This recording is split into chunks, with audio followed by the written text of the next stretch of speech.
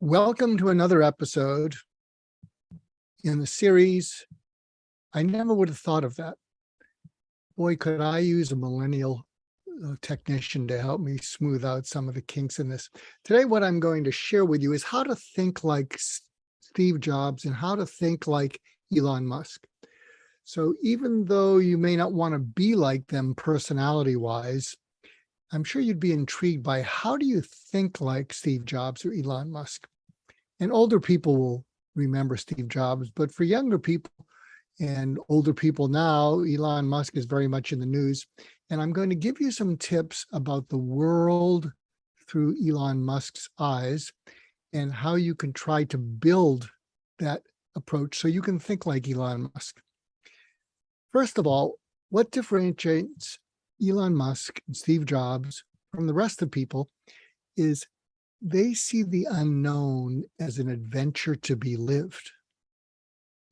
As they see the unknown as an adventure to be stepped into, whereas the majority of people see the unknown as a danger to be avoided.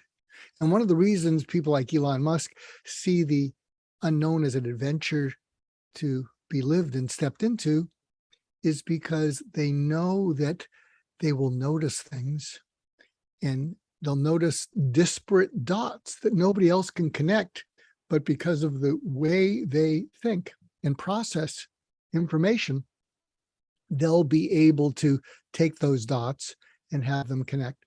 So the first item is that they see the unknown as an adventure to be lived. And what I just described is their capacity to be both divergent in their thinking and convergent in their thinking. One of the ways you can have that experience yourself is if you're going for a walk, turn around and walk backwards and look at the landscape in front of you.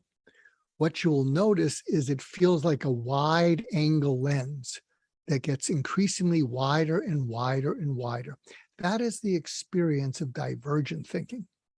Now turn around and walk forward, and you'll see that that widened view tends to narrow. That's the experience of a convergent thinker. So one of the things that Elon Musk is able to do is to think divergently and then reaches a point where he can begin to think convergently.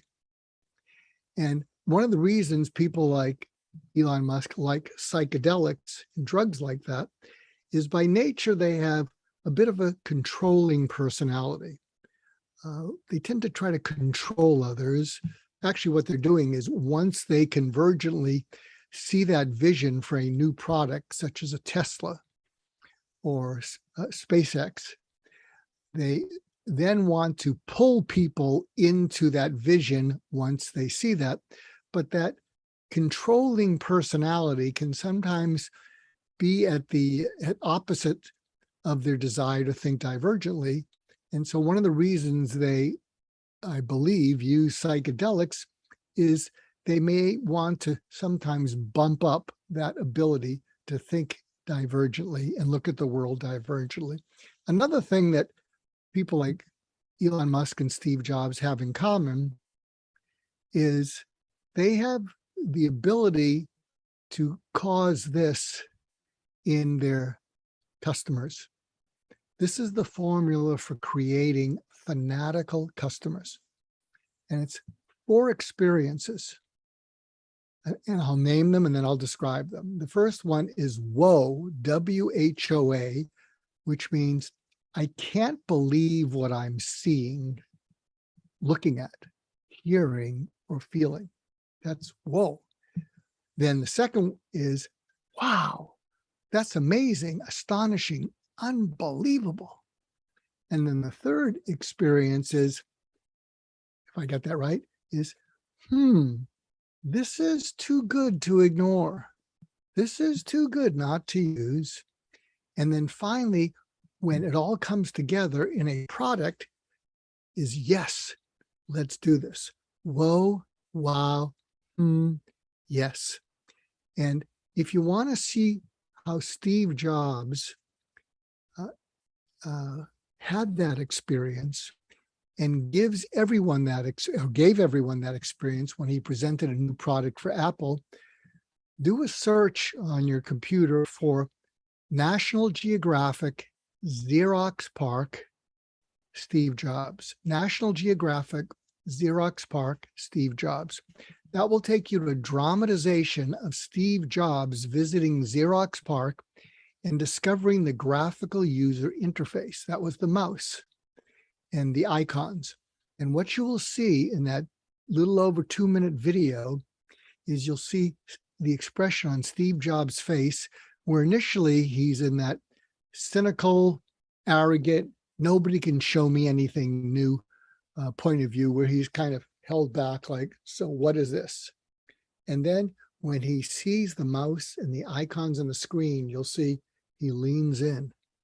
And when he leans in, what he's thinking is, whoa, I can't believe what I'm seeing. Then he says to the Xerox technician, can I try that? And there's actually music in the background.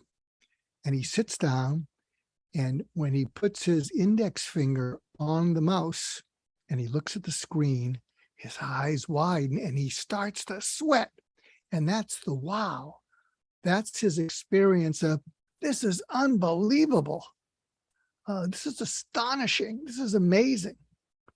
And it sinks in on him. And in this short video dramatization, he looks at the person playing Steve Wozniak, and Steve Wozniak was his technological expert. And Steve Wozniak actually appears in this little video and says, when I saw Steve, or when Steve looked at me, I said, once they go there to the mouse and graphical user interface, they're not going back to typing. So that was this is really too good to ignore.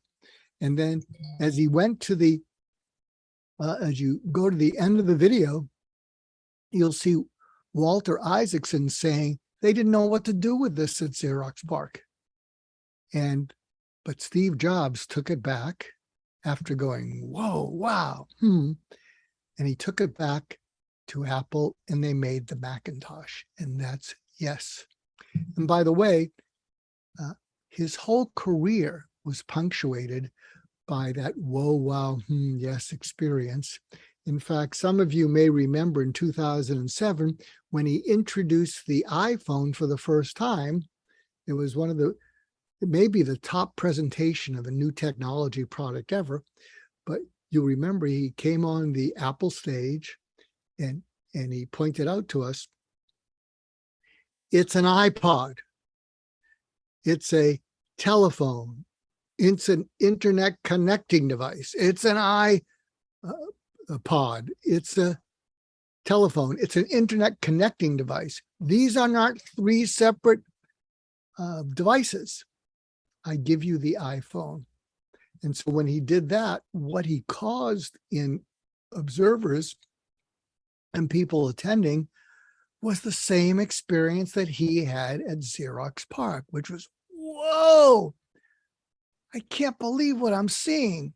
Wow, that's astonishing. That's amazing.